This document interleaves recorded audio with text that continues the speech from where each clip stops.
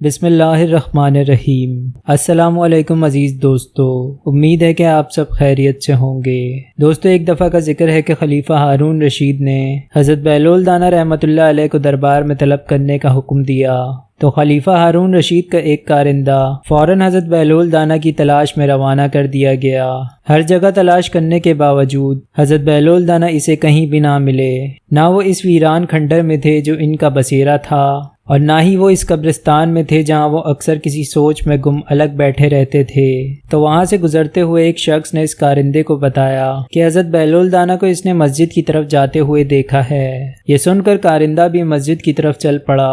ابھی وہ راستے میں ہی تھا کہ اس نے دیکھا کہ حضرت بہلول دانا اپنے جوتے ہاتھ میں لیے، چھڑی بغل میں دبائے، گرتے پڑتے مسجد سے باہر نکلے اور جس طرف انہیں راستہ ملا وہاں کی طرف بھاگتے چلے گئے، اور ان کے پیچھے ایک شور بلند ہوا، اسے پکڑو، دیکھو جانے نہ پائے، پکڑو اس دیوانے کو، اس گستاخ کی خبر لو۔ یہ شور مچاتے کچھ نوجوان طالب علم مسجد سے نکلے اور شور کرتے ہوئے حضرت بہلول دانا کا پیچھا کرنے لگے۔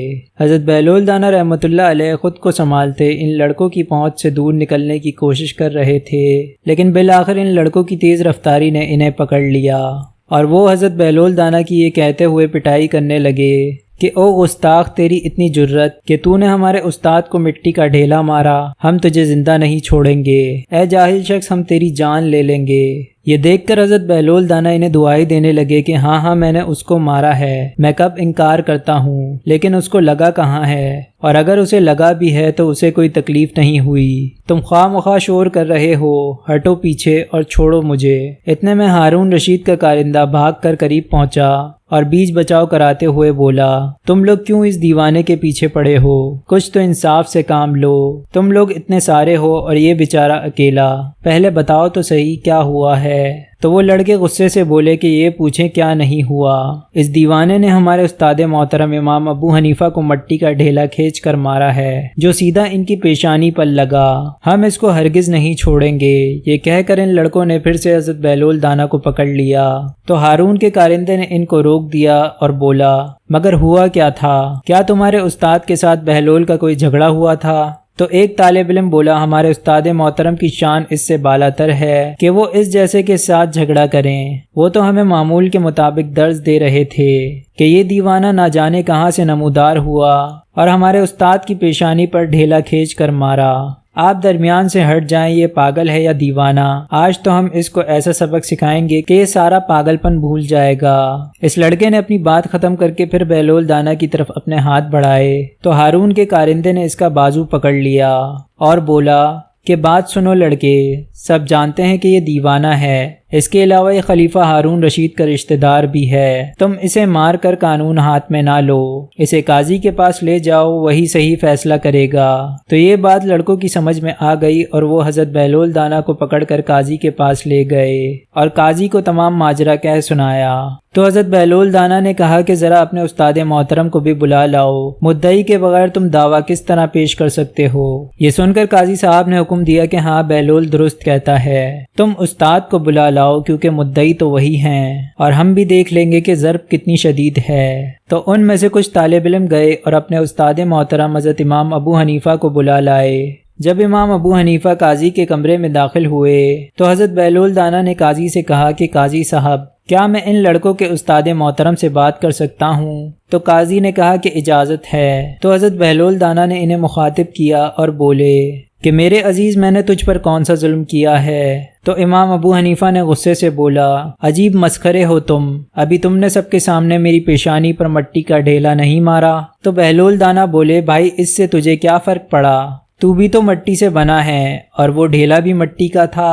ابھی تو تم خود ہی اپنے شاگردوں کو سمجھا رہے تھے کہ امام جعفر صادق علیہ السلام یہ فرماتے ہیں کہ ابلیس کو جو جہنم کا عذاب دیا جائے گا وہ درست نہیں ہے، کیونکہ شیطان ناری مخلوق ہے اور وہ آگ سے بنا ہے، تو اس کو آگ بھلا کیا تکلیف پہنچائے گی؟ تو اسی کے مطابق آپ خاک یعنی مٹی سے بنے ہیں، پھر بھلا مٹی کے ڈھیلے نے آپ کو کیا تکلیف پہنچائی؟ یہ سن کر امام ابو حنیفہ نے ناگواری سے کہا کہ فضول باتیں مت کرو، تم نے وہ ڈھیلا اتنی زور سے مارا ہے کہ میری پیشانی اور سر میں درد ہو رہا ہے۔ تو حضرت بہلول دانا نے ترکی بترکی جواب دیا کہ حضرت آپ بھی غلط بیانی نہ کریں، اگر آپ کی پیشانی میں درد ہے تو ہمیں نظر کیوں نہیں آتا؟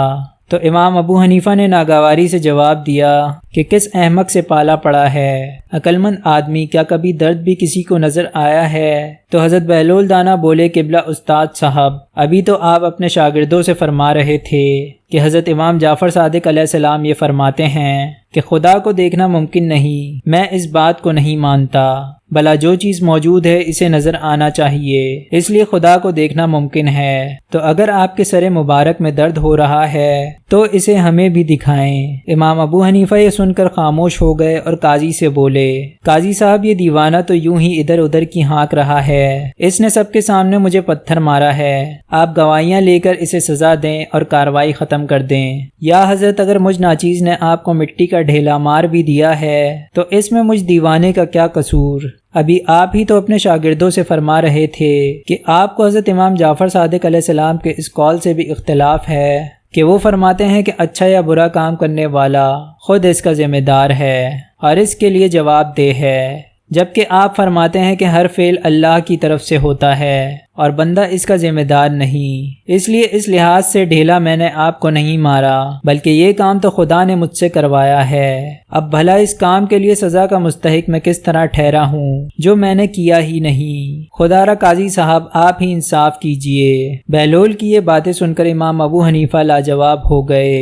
قاضی جو دونوں کی دلچسپ بحث کو غور سے سن رہا تھا، اس نے ایک گہرا سانس لیا اور بولا کہ بہلول دانا نے اپنا مقدمہ جیت لیا ہے اور اس کو باعزت بری کیا جاتا ہے۔ یہ سن کر حضرت بہلول دانا رحمۃ اللہ علیہ نے اطمینان کا گہرا سانس لیا، پاؤں میں جوتے پہنے اور اپنی چھڑی سنبھال کر عدالت سے باہر نکل آئے، اور وہ اپنی دھن میں یہ کہتے ہوئے جا رہے تھے کہ آل محمد صلی اللہ علیہ وآلہ وسلم کی تکذیب کرنے والوں کو منہ کی کھانا پڑتی ہے، علوم اہل بیت علیہ السلام کو جھٹلانے والوں کے مقدر میں جیت نہیں۔ دوستو، امید ہے کہ ویڈیو آپ کو ضرور پسند آئی ہوگی۔ اسی طرح کی معلوماتی ویڈیوز دیکھنے کے لیے ہمارے چینل کو سبسکرائب کریں۔